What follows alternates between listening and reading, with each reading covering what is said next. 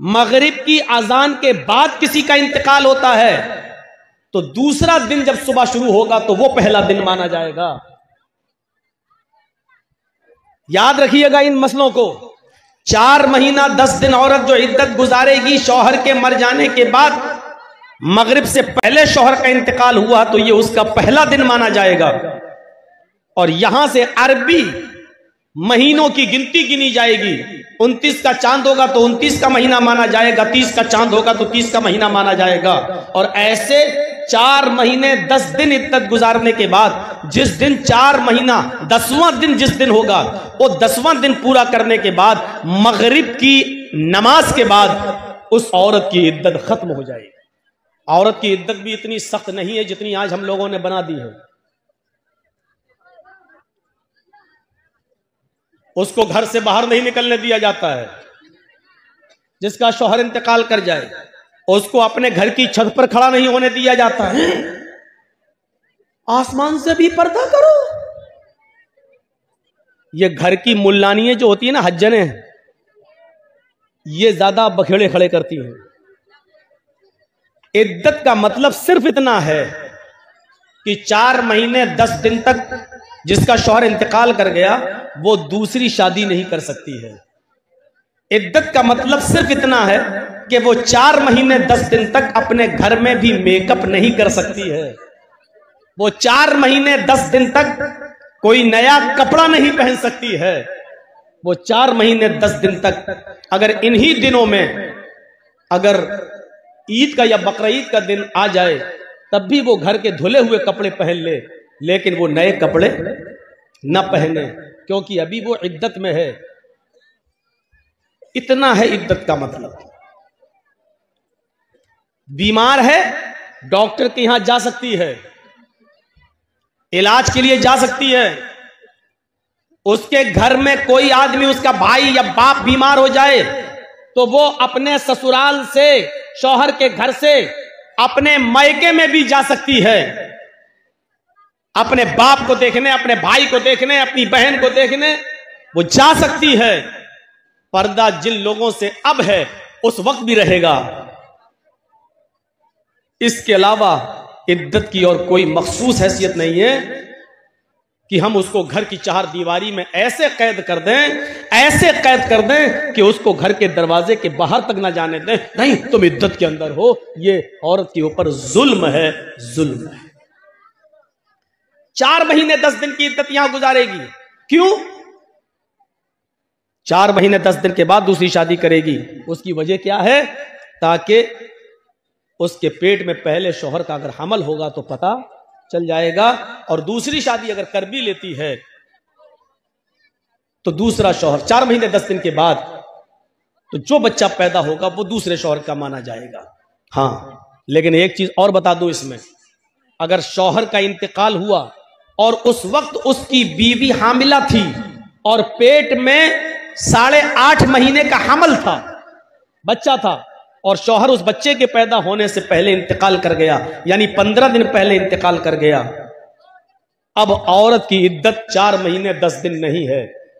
15 दिन के बाद जब ये बच्चा पैदा हो जाएगा, इस बच्चे की पैदाइश के होते ही उसकी इद्दत भी खत्म हो जाएगी। क्यों? इसलिए कि उसकी इद्दत अब करने की जरूरत नहीं है, वो बच्चा पैदा हो चुका है, और बच्चा पैदा हो जाने का मतलब यह है कि ये उसी मरे हुए बाप का बेटा है। अब वो औरत 15 दिन के बाद, बच्चा पैदा करने के बाद इद्दत के दिनों से खत्म हो चुकी है। अब वो जहां शादी करना चाहे वो कर सकती है। अब इस औरत की इद्दत 4 महीने 10 दिन नहीं होगी। लेकिन अगर शौहर इंतकाल किया हुआ है और उस वक्त उसकी बीवी के पेट में बच्चा था, 1 महीने का हमल था, तो अब इस औरत की मुद्दत बढ़ जाएगी, इद्दत। अब ये पूरे 9 महीने तक, जब तक बच्चा पैदा नहीं हो जाता है तब तक वो इद्दत करेगी। यानी 8 महीने और बाकी रह गए हैं उस बच्चे के पैदा होने में, अब वो 8 महीने तक इद्दत करेगी। इद्दत का मतलब ये है कि वो 8 महीने तक, जब तक बच्चा पैदा ना हो जाए तब तक वो दूसरी शादी नहीं करेगी। यहां से आप अंदाजा लगा सकते हैं कि बच्चे को नाजायज बाप का लक़ब ना मिले या वो नाजायज बच्चा ना कहलाए, इससे बचाने के लिए अल्लाह के रसूल ने कितनी बाउंड्रीज लगाई हैं और कितनी दीवारें खड़ी कर दी हैं। इससे आप अंदाजा लगा सकते हैं इन पाबंदियों पर अमल करते हुए क्या कोई नाजायज बच्चा पैदा हो सकता है? हमने तलाक भी नहीं दी, एक मसला और सुन लीजिए, हमने तलाक भी नहीं दी और औरत हमारी बीवी रहना भी नहीं चाहती है। आदमी तलाक नहीं देना चाहता है, बीवी रहना नहीं चाहती है। ऐसी सूरत में औरत को खुला का इख्तियार है, खुला का। वो 5-10 आदमी अपने समाज के बिठाएगी और ये कहेगी कि मैं इसके साथ नहीं रहना चाहती हूं। अगर वो नाजायज तरीके से शौहर पर दबाव बना रही है, कोई परेशानी नहीं है, लेकिन बस वो नहीं रहना चाहती है, इसके बावजूद भी वो खुला ले सकती है, लेकिन वो औरत गुनाहगार होगी। मसला याद रखिएगा। अगर आप तलाक नहीं दे रहे हैं, आप कह रहे हैं मेरी परेशानी बताओ, लेकिन उसको रहना ही नहीं है, वो आपकी परेशानी नहीं बता पा रही है, लेकिन उसको रहना भी नहीं है, ऐसी सूरत में आप उसको तलाक नहीं दे रहे हैं, इसके बावजूद वो खुला ले सकती है, लेकिन वो गुनाहगार होगी, वो अज़ाबे इलाही की मुस्तहिक होगी, वो अज़ाबे जहन्नम की हकदार होगी, लेकिन खुला फिर भी ले सकती है। और खुले का मतलब यह है कि वो समाज के 5-10 आदमियों को बिठा के ये कहेगी मैं अपने इस आदमी के साथ आज के बाद रहना बंद कर रही हूं, मैं नहीं रहूंगी, मैं खुला ले रही हूं, आज के बाद मेरा और मेरे शौहर से कोई ताल्लुक नहीं है। वो समाज के 5-10 आदमियों के बीच में ये बात कह देगी और इसको खुला मान लिया जाएगा। ऐसी सूरत में भी औरत को 1 पीरियड इद्दत गुजारना पड़ेगी। 1 पीरियड इद्दत का मतलब उसको 1 पीरियड तक, 1 MC तक, जब तक उसको पीरियड शुरू नहीं हो जाता है, जिसको हम लोग MC बोलते हैं, जो हर औरत को महीने में कुछ दिनों के लिए जो ब्लड आता है उसको, तब भी उसको 1 ब्लड तक, यानी 1 पीरियड तक उसको रुकना पड़ेगा। वो दूसरा निकाह नहीं कर सकती है, दूसरे से शादी, क्योंकि अक्सर औरतें खुला जो लेती हैं, हम तलाक नहीं दे रहे हैं और उसको हमारे साथ रहना ही नहीं है, उसका चक्कर दूसरी जगह चल रहा है, वो उसके बिना रह नहीं पाएगी। तो ऐसी औरतें आदमी में बहुत सी बुराइयां निकाल कर किसी तरीके से तलाक देने पर मजबूर करती हैं, लेकिन आदमी तलाक देने के लिए तैयार नहीं होता है, तो वो कहती है हम रहेंगे नहीं, खुला ले लेती हैं। खुला फिर भी ले सकती है वो औरत, लेकिन गुनाहगार होगी। लेकिन खुला लेते वक्त भी उसको 1 पीरियड का, 1 MC का इंतजार करना पड़ेगा। जैसे ही उसको MC होगी, पीरियड शुरू होगा, पीरियड खत्म होने के बाद फिर वो शादी कर सकती है। अगर गलत तरीके से खुला लिया है तो अज़ाब इलाही की मुस्तहिक होगी, और जायज तरीके से खुला लिया है तो वो सवाब की मुस्तहिक होगी, क्योंकि शौहर शराबी है, नहीं रहना चाहती है, शौहर जुआरी है, नहीं रहना चाहती है, उसने बहुत समझाया, नहीं मानता है, कुछ कमाता नहीं है, बीवी को खर्चा नहीं देता है, बच्चों का ख्याल नहीं रखता है, समझा के परेशान हो गए हैं सब लोग, समाज और सोसाइटी सब परेशान हो गई है। ऐसी सूरत में अगर वो खुला ले रही है और आदमी तलाक नहीं दे रहा है, तो इस औरत का खुला नाजायज नहीं माना जाएगा, बल्कि जायज माना जाएगा। यहां तक कि अगर किसी का शौहर बेनमाजी है, खूब खिलाता है, खूब पिलाता है, हर चीज का ख्याल रखता है अपनी बीवी का, लेकिन शौहर बेनमाजी है, बीवी कह के थक गई नमाज पढ़ो, लेकिन शौहर नमाज नहीं पढ़ता, ऐसी सूरत में भी उसकी बीवी खुला ले सकती है, क्योंकि बेनमाजी शौहर के साथ नमाज पढ़ने वाली औरत का रहना जायज नहीं है।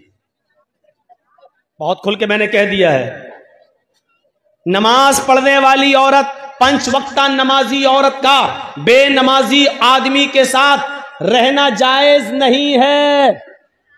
उसको चाहिए कि वो समझाए, समझाने पर भी ना माने तो कुछ दिनों के लिए अपने शौहर को छोड़ दे, इस पर भी ना माने तो उससे तलाक का मुतालबा करे, तलाक न दे तब वो 4, 10, 5, 10 आदमियों को बिठाकर खुला ले सकती है।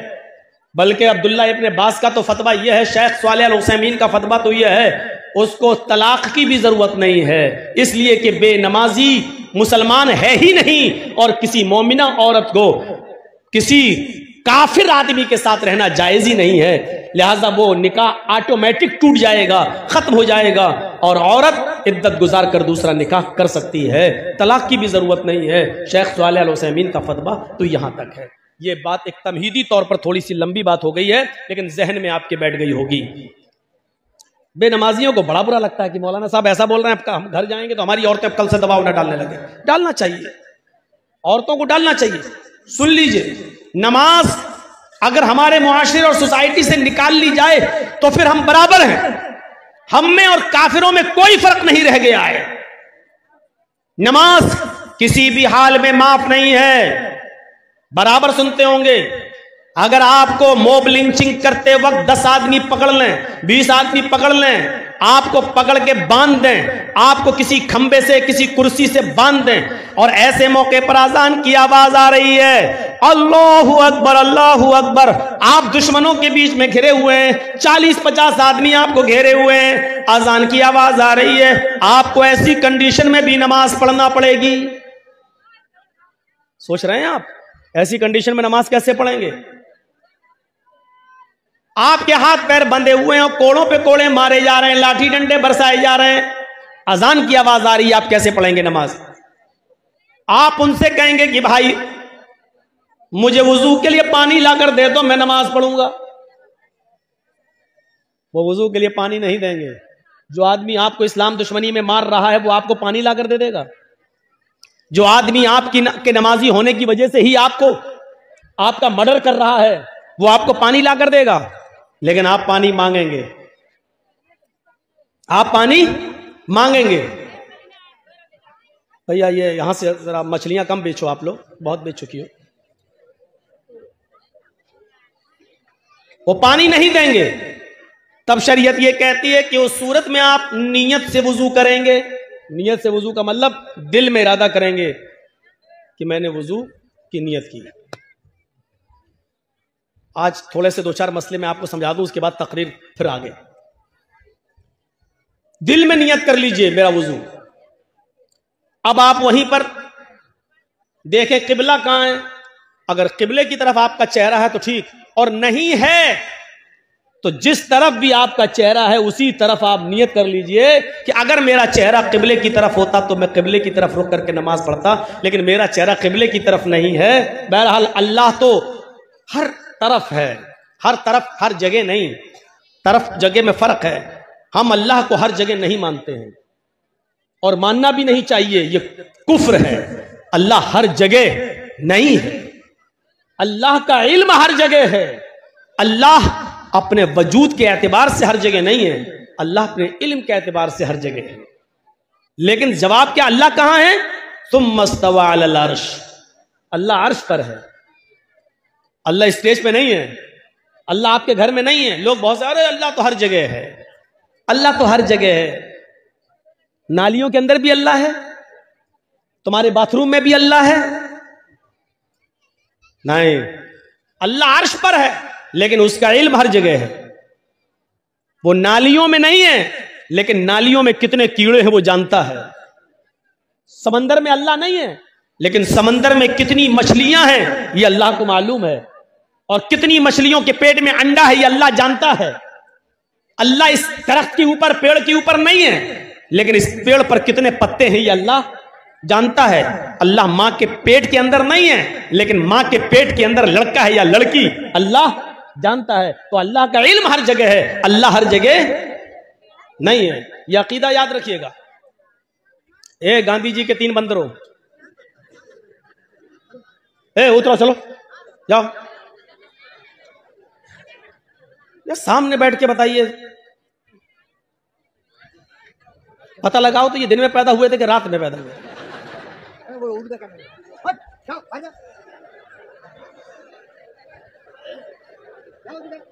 इतना बड़ा जलसा और जलसे के सामने बैठकर इतना बड़ा, इतनी शरारत। मेरा तो दिल कहता है कि इनके माँ बाप से पूछो ये रात में पैदा हुए होंगे, मेरा दिल कहता है। अब सही इल्म तो अल्लाह ही को मालूम है। तो अब आप अंदाजा लगाइए, अल्लाह का इल्म हर जगह है, अल्लाह हर जगह।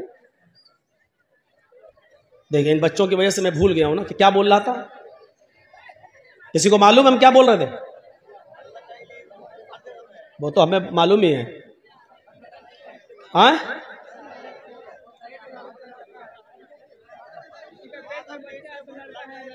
ये तो हम कहां से हम आगे निकले थे ये बताइए।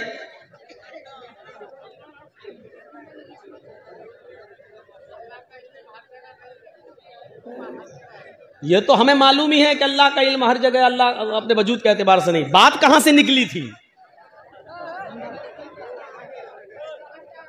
अच्छा सुनिए यार, बात यहां से नहीं निकली थी। बात यह है कि किबला उसको नहीं मालूम है, कुर्सी पर बैठा हुआ है, यहां से बात निकली थी। क्या सुनते हैं आप? बोल रहा हूं, खेत सुन रहे हैं, खलियान। यहां से बात टर्न हुई थी, तो जहां उसका चेहरा है उसी तरफ रुक करके नमाज पढ़ेगा। वुजू नहीं बनाया है, नियत से वुजू, नियत कर ली कि यही मेरे लिए किबला है, चलिए। अब अल्लाहु अकबर नहीं कह पा रहा, हाथ नहीं बांध पा रहा है, तो अब इशारे से कहेगा अल्लाहु अकबर, सुब्हानकल्लाहुम्मा व बिहम्दिका व तबारक अस्मुका व तआला जद्दुका व ला इलाहा गैरुक, औज़ु बिल्लाहि मिनश शैतानिर रजीम, बिस्मिल्लाहिर रहमानिर रहीम, अल्हम्दुलिल्लाहि रब्बिल आलमीन, अर्रहमानिर रहीम, मालिकि यौमिद्दीन। इस वक्त पढ़ेगा, रुकू नहीं कर पाएगा, अल्लाहु अकबर कहेगा, सुभान रब्बियल अज़ीम, सुभान रब्बियल अज़ीम, सुभान रब्बियल अज़ीम, समी अल्लाहु लिमन हमिदा, रब्बना व लकल हम्द, हम्दन कसीरन तय्यबन मुबारकन फी, अल्लाहु अकबर, सुभान रब्बियल अला। वो नहीं कर पा रहा सजदा, लेकिन मुंह चलाकर पढ़ेगा, लेकिन पढ़ना इस हाल में भी है। अब आप अंदाजा लगा सकते हैं, 50 आदमी घेरे हैं, मार रहे हैं, लाठी डंडे, और अजान का वक्त है, आपको नमाज इस वक्त भी पढ़ना पड़ेगी। अब आइडिया लगाइए कि हम कितने % मुसलमान हैं। वुजू नहीं बनाने दिया जा रहा है, लेकिन दिल से नियत कर लीजिए वुजू की, लेकिन नमाज फिर भी पढ़ना है। मार पे मार पड़ रही है, इस मौके पर भी आपको नमाज पढ़ना है।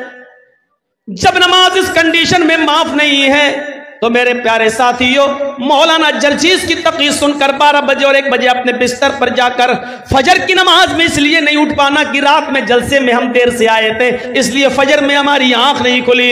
उन लोगों के लिए फजर में सोते रहना कैसे जायज हो जाएगा? मौलवी जर्जीस का जलसा आपके ऊपर फजर की नमाज में सोते रहने की इजाजत आपको कैसे दे सकता है?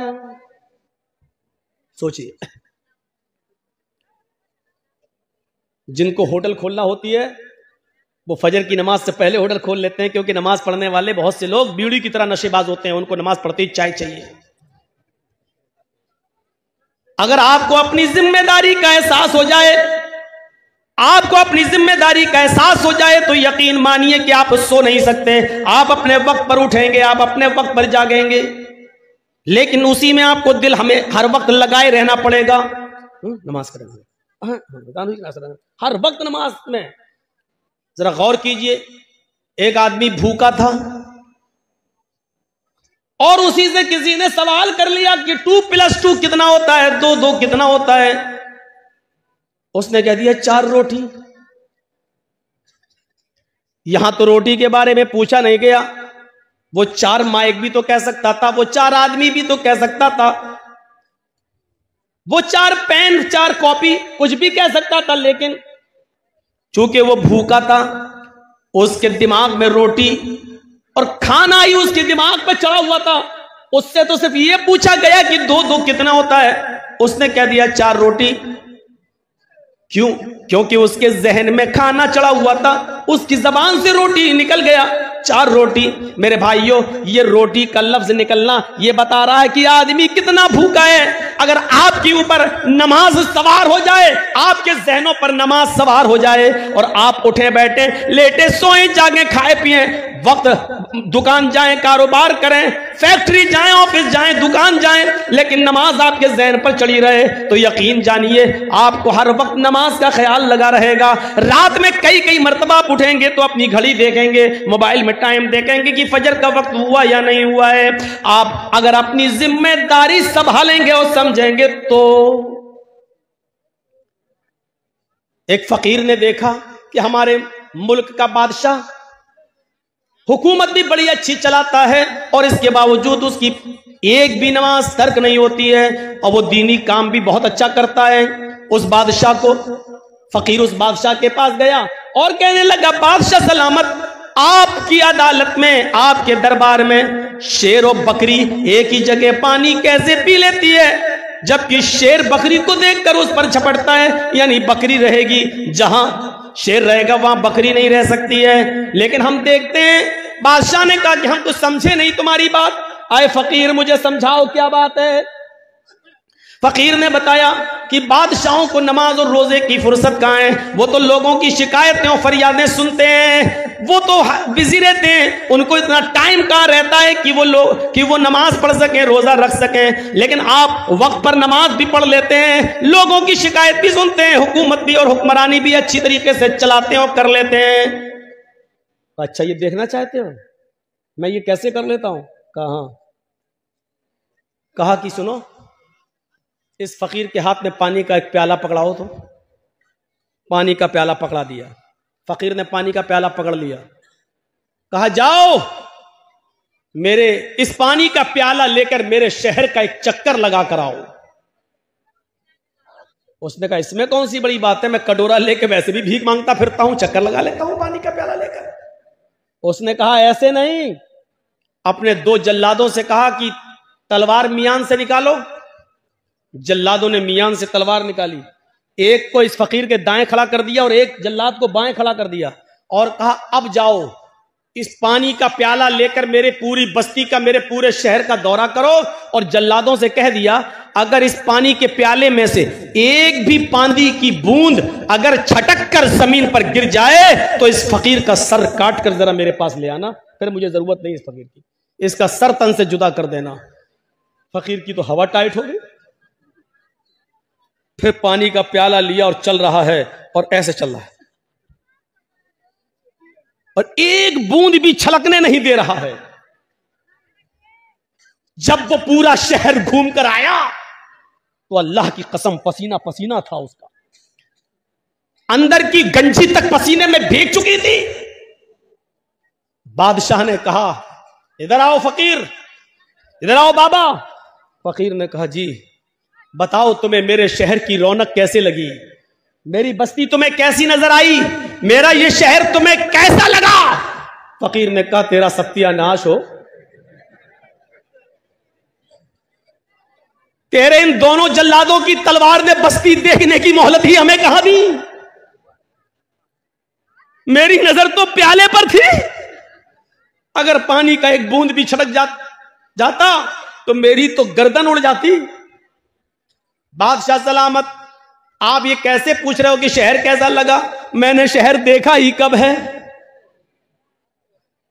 बादशाह ने जवाब दिया तुम मुझसे पूछते हो कि हुक्मरानी कैसे कर लेते हो और नमाज कैसे पढ़ लेते हो, जिस तरह मेरे 2 जल्लादों की तलवार ने तुम्हें शहर की रौनक को देखने से गाफिल कर दिया, ऐसी कुरान करीम के अंदर आयात जहन्नम को पढ़ पढ़ करो सुन सुनकर मैं भी दुनिया व माफिया से गाफिल हो गया। मुझे अल्लाह की लौ लगी रहती है, मुझे अपनी रियाया और आवाम की हिफाजत की फिक्र होती है, वो भी कुरान की रोशनी में। और जैसी अजान का वक्त होता है मैं नमाज के लिए चला जाता हूं। अल्लाह के आजाब की वजह से मुझे इस बात का एहसास ही कहा रहा कि मैं हुक्मरां हूं, मैं हाकिम हूं, मैं बादशाह हूं। सुनो, जब अल्लाह का डर पैदा हो जाए तो फिर आदमी सब कुछ कर लेता है। जैसे जल्लादों के डर ने तुम्हें शहर नहीं देखने दिया है, तुम्हारी हालत भी कपकपाने लगी है, थर्राने लगी है, ऐसे अल्लाह के आजाब के डर से मैं भी कपकपाता हूं, मैं भी थर्राता हूं। इसलिए मैं अल्लाह की मखलूक के दरमियान बेइंसाफी नहीं होने देता हूं और वक्त पर नमाज की पाबंदी करता हूं, अल्लाह के हुकूक भी अदा करता हूं और रियाया के हुकूक भी अदा करता हूं। जब हमें एहसास हो जाए कि एक दिन हमें कब्र में जाना है तो कोई आदमी मेरे भाइयों नमाज छोड़ सकता है? अगर ये सब जानते हैं कि कब्र में जाना है, लेकिन एहसास हो जाए कि कब्र की तारीकी क्या है, कब्र के अंदर खुदा हुआ गड्ढा, उसमें रखी हुई लाश, उसके ऊपर रखे हुए लकड़ी के तख्ते और फिर ऊपर से मिट्टी। मेरे भाइयों इतनी तारीक रात, सूरज की रोशनी का अंधेरा, लकड़ी के तख्तों का अंधेरा, कब्र की मिट्टी का अंधेरा, इस अंधेरे में हमें और आपको सबको जाना है। बहुत आसान है कह देना मरेंगे तब देखा जाएगा, बहुत आसान है ये कह देना कि मरेंगे तब देखा जाएगा। कहते हैं कब्र का हाल मुर्दे से पूछो। मेरे भाइयों ये एहसास हो जाए कि एक दिन हमें अल्लाह के दरबार में जवाब देना है, जन्नत भी है जहन्नम भी, हमें जहन्नम से अपने आप को बचाना है। अगर ये एहसास हो जाए कि अजाब जहन्नम बड़ा सख्त है तो कोई आदमी फिर उस अजाब से बचने की फिक्र क्यों नहीं करेगा? हमें एहसास नहीं है उस बादशाह ने कितनी अच्छी तरीके से समझा दिया है। मेरे भाइयों, इतनी सब चीजें मानने के बाद, इतनी सब चीजें जानने के बाद, अब आइए मैं अब शुरू वाली अपनी बात पर आता हूं कि उस औरत ने, जो आदमी इतना सब कुछ कर ले तो फिर हराम बच्चा पैदा होगा? नहीं हो सकता है। कितना ख्याल रखा गया है। लेकिन वो औरत थी और सहाबिया थी और आकर कहती है कि अल्लाह के नबी, मेरे पेट में हमल है, बच्चा है, अय अल्लाह के रसूल सल्लल्लाहु अलैहि वसल्लम, मुझे सजा दे दीजिए क्योंकि मुझसे ज़िना का सुदूर हुआ है। आपने कल ले जाओ, पत्थरों से मार मार कर खत्म कर दो। लेकिन कहने लगी मेरे पेट में बच्चा है। तो कहा कि जाओ, जब बच्चा पैदा हो जाए तब आना। जब बच्चा पैदा हो गया तब आई। कहा अब इसको मार दो, खत्म कर दो। बच्चा रोने लगा। माँ अपने बच्चे को जब दूध पिलाने लगी तो अल्लाह की नबी ने कहा, खातून, अभी तुझे मारा नहीं जाएगा, अभी कत्ल नहीं किया जाएगा। ये बच्चा जो नाजायज बच्चा है, जो जिना की पैदावार है, अभी तेरे दूध की जरूरत है इस बच्चे को, अभी तुझे नहीं मारा जाएगा। इतनी तमाम बंदिशों के बावजूद वो औरत कबूल करती है कि ये नाजायज बच्चा है। सोचिए मेरे भाइयों, ये हराम औलाद है, लेकिन उस हराम बच्चे को भी अल्लाह के रसूल पेट में मारने की इजाजत नहीं दे रहे, खत्म करने की इजाजत नहीं दे रहे हैं। बच्चे के मां से कहा जा रहा है, जब ये बच्चा तेरा दूध छोड़ दे तब तू आना। उसने दूध भी जल्दी छुड़वा दिया।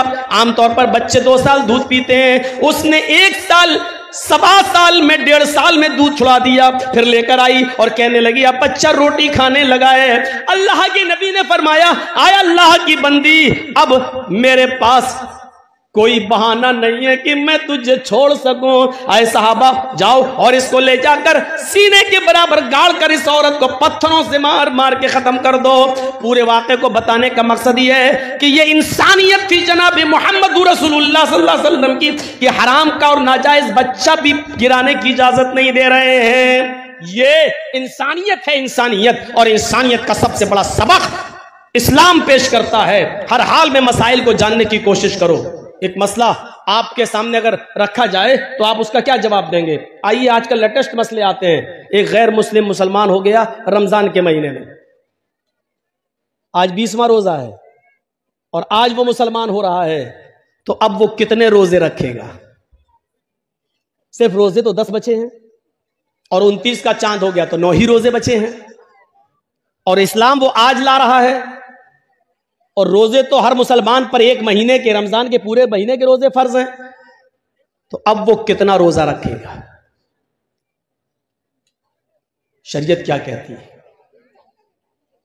शरीयत ये कहती है कि वो 20वें रोजे को अगर इस्लाम कबूल करता है तो 20वें रोजे के बाद से ही उसके ऊपर रोजा फर्ज हो जाता है, और जितने रोजे उसको मिलेंगे उतने वो रखेगा। अब सवाल यह पैदा होता है, 20 रोजे जो उसके छूटे हैं, क्या वो ईद के बाद पूरे करेगा? नहीं करेगा। क्यों नहीं करेगा? दलील क्या है? भाई अहले हदीस हो तो दलील तो चाहिए ना। आप लोगों ने जलसा बहुत अच्छा किया है, लेकिन ये लाइटिंग बहुत बुरी की है। कभी हरी, कभी लाल, और वो आंखों पे पड़ती है तो कभी तो लगता है बहुत आदमी है, कभी दिखता एक भी नहीं है। और कभी जब लाल जलती है तो मैं सोचता हूं रुक जाना चाहिए, क्योंकि ये रेड सिग्नल है, ये हमको इशारा कर रही है कि बोलना बंद कर दो। अरे ये तुमको किसने? अरे जर्जी साहब का जलसा है, कोई बारात में नहीं आए हैं निकाह के लिए। ये ऐसी लाइटिंग जलसों में, लाइट ऐसी होनी चाहिए जो जलती रहे, बस बुझे नहीं। तो ऐसा लग रहा है जैसे आंख मार रही हो। अल्लाह की कसम बड़ा डिस्टर्ब हो रहा हूं। कल भी हुआ था, लेकिन कल मैं बोल नहीं पाया, सारा गुस्सा इन चैनल वालों पे उतर गया। आज ये लाइट वाले पे लग रहा है सारा गुस्सा उतार दो। कभी लगता है कि कहां चलेगी पब्लिक, कभी लगता है यो देखो वहां तक बैठी हुई है। हमारी भी तो आंखें हैं, कोई हम बहुत बड़े बाबा तो है नहीं कि यहां बैठे बैठे हम कलकत्ता तक तो देख लें। इतनी मशीन तो है नहीं मेरी आंखों में।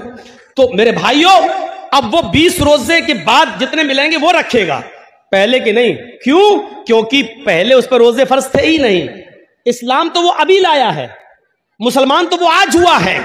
आज से पहले उस पर रोजे फर्ज थे ही नहीं, फर्ज आज हुए हैं, तो जितने मिलेंगे उतने रोजे रखेगा। एक और मसला याद रखिएगा, एक गैर मुस्लिम अभी मुसलमान हुआ है 20वें रोजे को, और टाइम है 5 बजे का, शाम को 5 बज रहा है, और अभी इस्लाम लाया, अशहदु अल्ला इलाहा इल्लल्लाह व अन्ना मुहम्मदर रसूलुल्लाह, इस्लाम ले आया, कलमा पढ़ लिया। 5 बजे से ही उसके ऊपर रोजा फर्ज हो गया। सुन लीजिए, अब 5 बज रहे हैं, अभी इस्लाम लाया है, 5 बजे से ही उसके ऊपर रोजा फर्ज है। यहीं पर वो नियत करेगा मैं रोजे से हूं।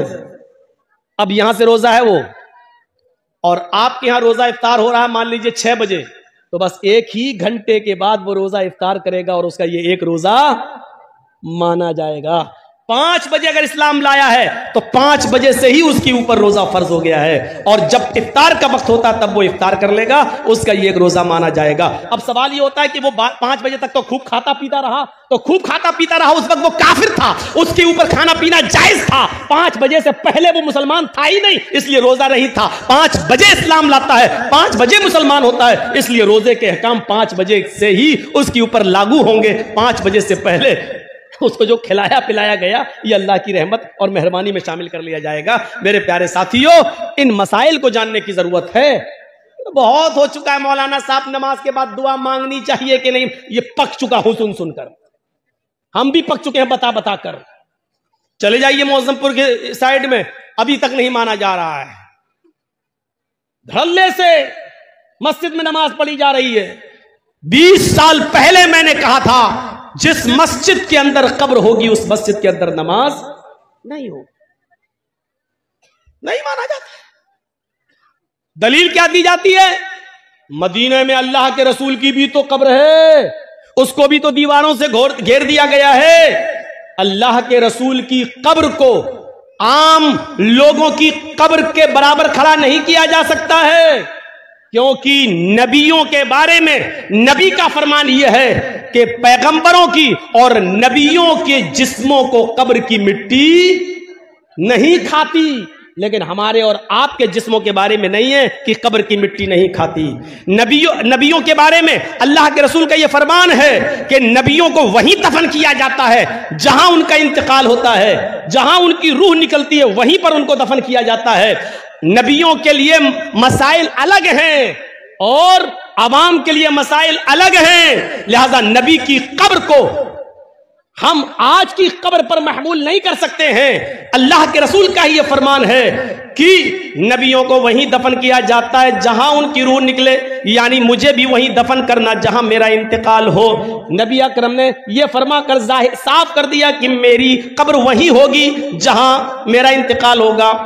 नबियों की कब्र को खोद कर नहीं निकाला जा सकता है, लेकिन किसी इंसान को गाड़ दिया जाए, किसी इंसान को दफन कर दिया जाए और पता चले कि यहां तो मस्जिद थी, मस्जिद में एक आदमी को दफन कर दिया गया, अगर 10 साल बाद 20 साल बाद भी पता चले तो फिर उस कब्र को खोदा जाएगा। अगर उसमें से कुछ हड्डियां मिलती हैं तो उनको निकाला जाएगा और उनको मुसलमानों के कब्रस्तान में मुंतकिल कर दिया जाएगा और कब्र को जमीन के लेवल पर करके उस पर नमाज पढ़ी जाएगी।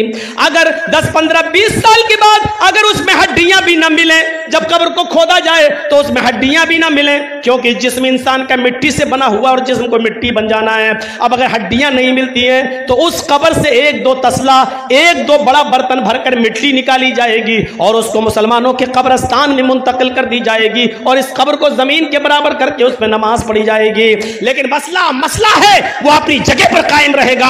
आप उसकी चाहे कितनी दीवारें खड़ी कर दें, चारों तरफ से उसको कितना भी घेर दें, लेकिन जिस कब्र मस्जिद के अंदर कब्र है उस मस्जिद के अंदर नमाज नहीं होगी, नहीं होगी, नहीं होगी। ये उसी नबी का फरमान है जिस नबी का फरमान ये है कि नबियों को वहीं दफन किया जाता है जिस जगह नबियों का इंतकाल होता है। उसी नबी का यह भी फरमान है कि अपने घरों को कब्रिस्तान मत बनाओ।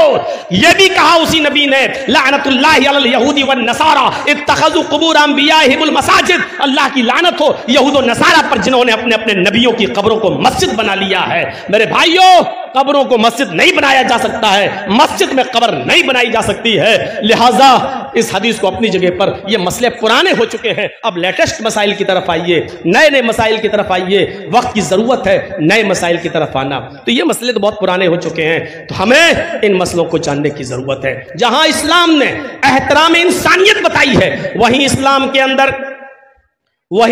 के अंदर एहतराम मुस्लिम भी बताया गया है।